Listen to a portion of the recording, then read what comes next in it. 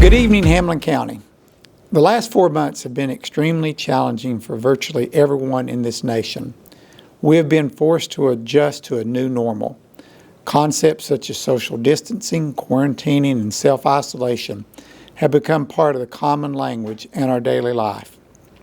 In the midst of all these challenges, we must begin developing plans for the upcoming school year and carry on with life. At the very beginning of this conversation, we want to make the following very clear. First, the safety of our students and staff will drive every decision that we make, but it will be virtually impossible to ensure absolute guarantees on safety. Second, it is critical that we create an effective and viable instructional program for our students. Third, we understand that many within our community depend on school being in session, which will enable parents and guardians to work during the day. It is also extremely important to understand that we have not worked out all the details and specifics yet for next year.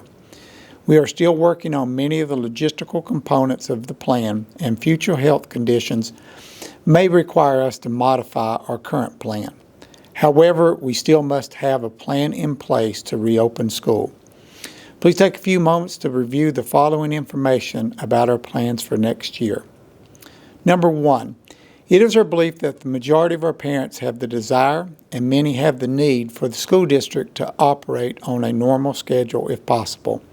School will start on July 31st, and we will follow the calendar as adopted by the Board of Education. Future health conditions may require us to modify this calendar, but for now, we will follow the adopted calendar. We encourage everyone to consider only refundable deposits on vacation plans because the traditional school year breaks, fall break, winter break, spring break, etc., may need to be altered to make up for missed days. Number two, we fully understand that some parents will have reservations about sending their children to school at this point. The school district will offer an online virtual learning option for children to remain enrolled in the Hamlin County school system without physically attending school. This option will be available for all Hamlin County residents, and there will be no fees associated with this program. We will not require a doctor's note to participate online. All online assignments will be mandatory and will be graded. It is important to note that all children living in Hamlin County are eligible for this online instruction. Parents who have elected to homeschool or enrolled in other online programs are welcome to participate in our online learning options. We strongly encourage all parents to consider our online program if they're thinking about physically not attending school. Number three, we understand that the health conditions may require us to close school in the future and that we must have a strong virtual learning program to continue the instructional program. Currently, the district provides a computer to all high school students. In addition, we are using a substantial portion of the CARES Act money, part of the federal stimulus package, to purchase computers for all students in grades 3 through 8 who do not have a computer at home. There will be a $50 usage fee for each computer issued. If multiple students live in a home, all high school students will receive a computer. Only one other computer will be issued to other non-high school siblings within the home. This means that elementary and middle school children within a home may be required to share a school-issued computer. Number four, we understand that having a computer will be of little value to students if there's no internet connection within the home. We are purchasing 500 mobile hotspots which can be utilized within the homes to complete school assignments. We will not have sufficient hotspots for all families without internet connection, but we will be able to provide connectivity to some families. We're also creating free Wi-Fi environments in all school parking lots for family access to those who can travel. In addition, we're working with other vendors and organizations to provide free Wi-Fi to some of our low socioeconomically and densely populated areas of the county. Number five, children will be eligible for all extracurricular activities regardless if they are enrolled online or physically attending school. Clearly, there will be some concerns about a child participating online because of safety concerns, but still wanting to engage in extracurricular events. However, there could be situations where this would be appropriate. Regardless, students would be eligible if they meet all attendance and academic requirements. This would include all students in elementary, middle, and high school. Number 6, there may be situations in which online students may want to participate in specific classes within the school. It may be difficult for us to duplicate certain classes online. It may be possible for us to create safer conditions within certain classes, and students could possibly complete some coursework online while other classes within the school are taken in school. For example, we may have some of our career and technical classes which require hands-on work and are not as appropriate for online instruction. In addition, some of these classrooms have more space for students to social distance. This situation could allow students to do most of his or her work online, but attend school for specific classes. Building level principals will work individually with parents and students on this issue to determine if it is possible. Number 7, students will continue to have the option of participating in college classes as they have done in the past. Individual colleges and universities will establish their own protocols and instructional delivery modes, which we will share as they make those decisions.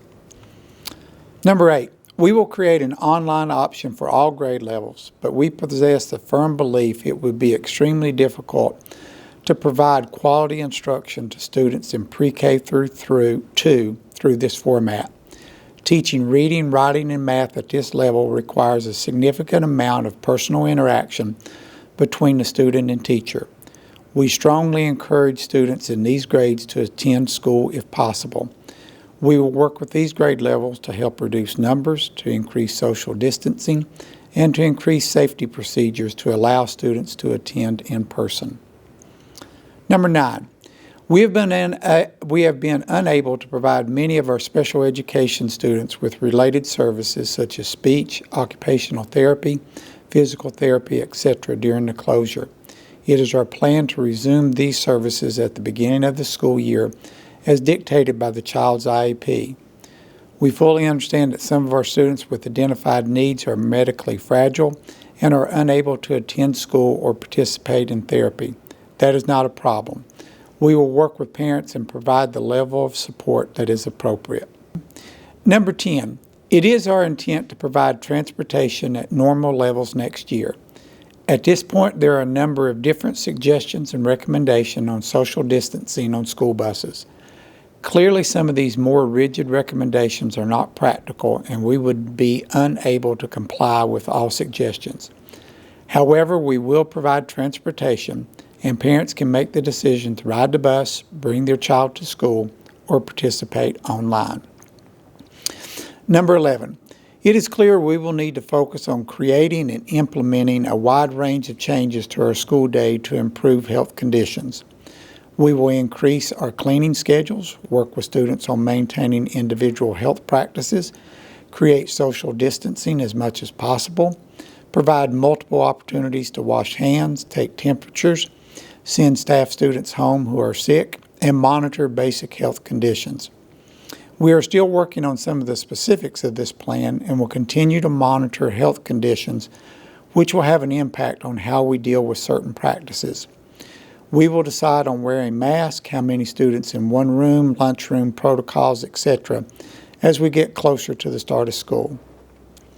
Number 12, it is our intent to provide school breakfast and lunch as we did last year.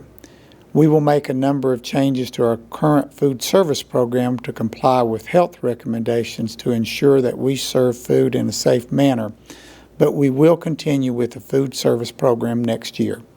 We will provide the details of these changes as we get closer to the start of school.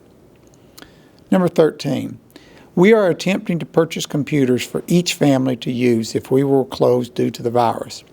However, parents may want to consider purchasing a computer for their family if possible. We fully understand that many of our parents are struggling financially right now, and making this type of purchase is not feasible.